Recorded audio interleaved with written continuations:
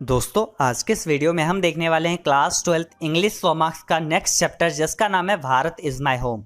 तो इस चैप्टर का हम लोग काफ़ी अच्छे से समरी को देखेंगे, सारांश को समझेंगे और हम कोशिश करेंगे कि आपको इसका समरी जो है काफ़ी अच्छे से हिंदी में आसानी से बताते हुए चले।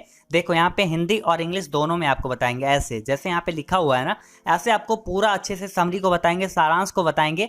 लेकिन हम समरी को देखें उससे पहले हम लोग को राइटर के बारे में जान लेना चाहिए।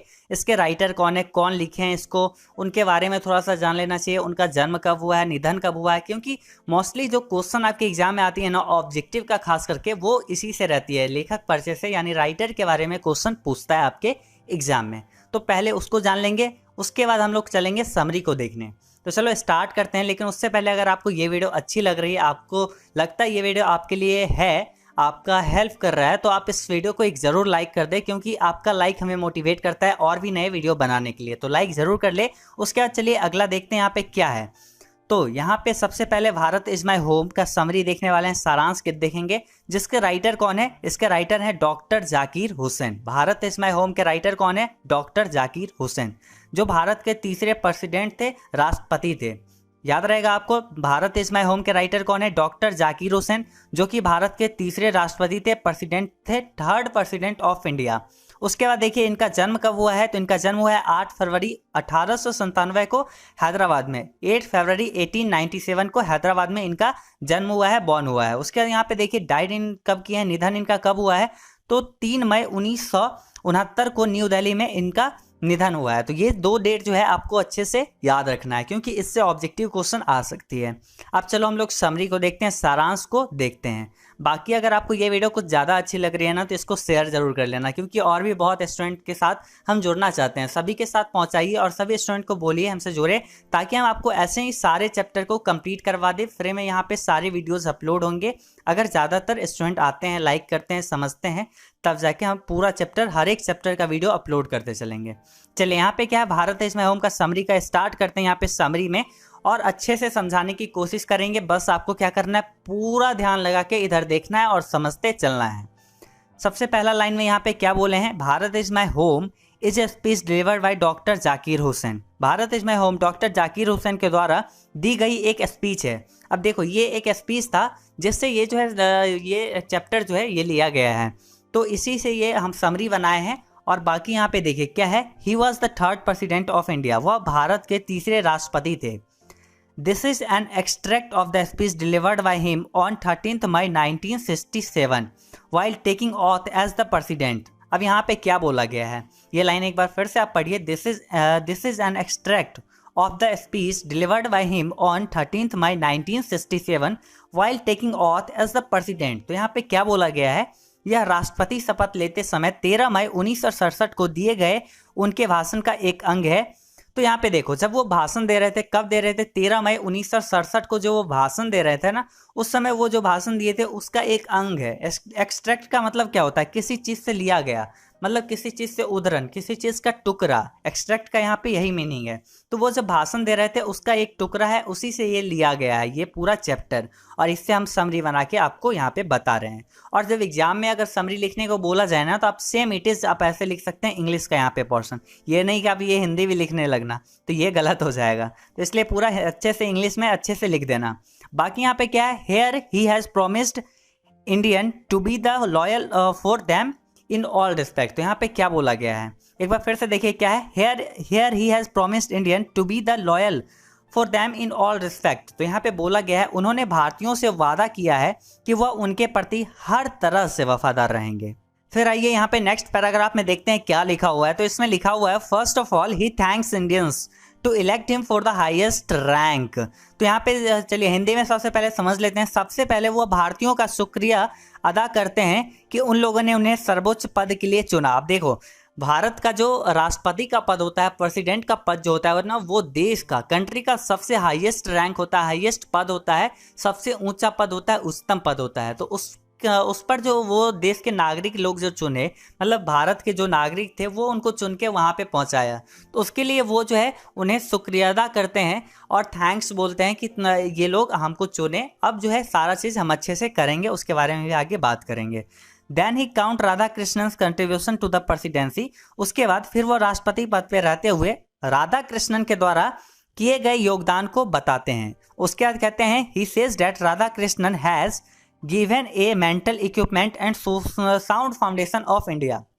वे कहते हैं कि राधा कृष्णन ने भारत को मानसिक मजबूती और मजबूत आधार दिया। Mental equipment and sound foundation of India मतलब क्या था? मानसिक मजबूती और मजबूत आधार दिया। यहाँ तक आपको अच्छे से समझ में आ गई होगी।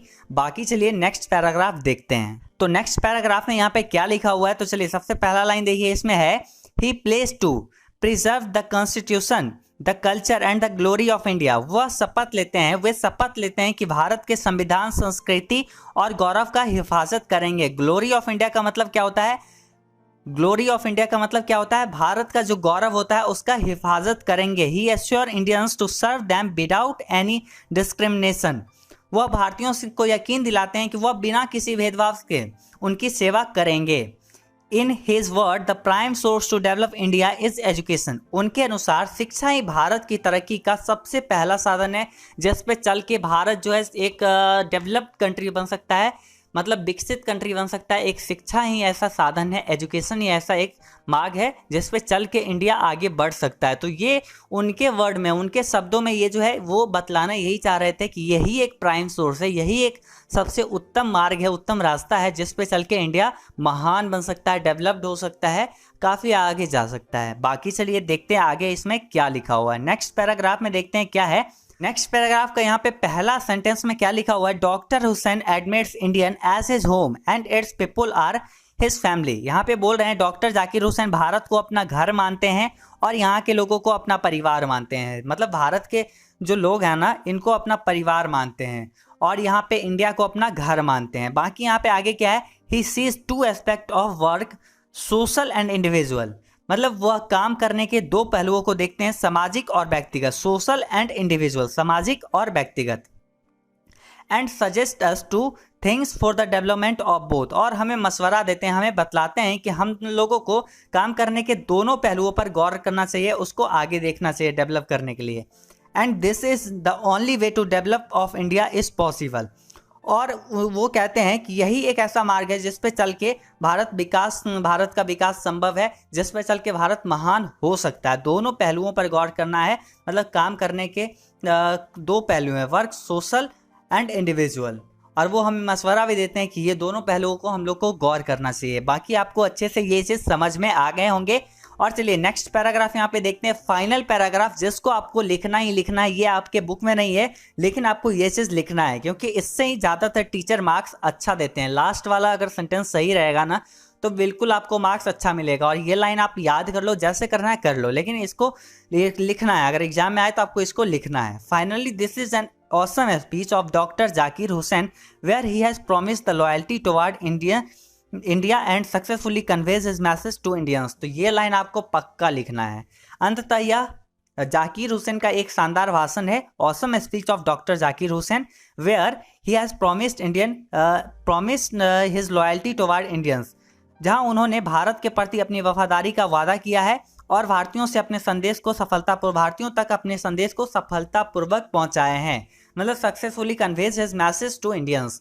जो भी वो कहना चाहते थे ना, वो अपने भाषण के थ्रू ये जो है पूरे अच्छे से पहुंचा दिए हर एक नागरिक, हर एक व्यक्ति तक। तो ये यहाँ पे कहानी थी, कहानी नहीं, यहाँ पे ये समरी थी। आपको अच्छे से बता दी, आपको अच्छे से समझ में आ गई होगी। और एक बात, एग्जाम में क्वेश्चन आ सकती है कि ये क्या है, डॉक्टर जाकिर हुसैन के द्वारा लिखा हुआ भारत इज माय होम, ये क्या है? स्टोरी है, पोएम है, या फिर क्या है? स्पीच है। तो यहाँ पे राइट आंसर हो जाएगा स्पीच। ये एक स्पीच है और जिससे लिया गया ये छोटा सा हम समरी यहाँ पे आपको बताए हैं। बाकी आशा करता हूँ आपको काफ़ी अच्छे से ये चीज़ समझ में आ गया होगा। और समझ में आ गया तो एक लाइक ज़रूर कर लेना, ताकि हम आपके लिए ऐसे वीडियोस बनाएं। और चैनल को सब्सक्राइब कर लो ताकि ऐसे वीडियोस आपको मिले। सब्सक्राइब करके बेल आइकन ऑन कर लो, तभी वीडियो का नोटिफिकेशन आपके पास जाएगा। आपके यूट्यूब पे ये वीडियो सजेस्ट करेगा, तब जाके आप देख पाएंगे। तो सब्सक्राइब जरूर कर लेना और वीडियो को शेयर तो कर ही देना, ताकि लोग हमसे आके जुड़े, जिसके कारण वो लोग भी हमें बोले तो हम जल्दी जल्दी आपके लिए वीडियोस अपलोड करते रहेंगे। बाकी आपको कोई और वीडियो चाहिए तो आप कमेंट करके हमें बता सकते हैं, हम उस पर वीडियो जल्दी से जल्दी बनाने की कोशिश करेंगे। चलिए मिलते हैं अगले वीडियो में, तब तक लिए बाय बाय।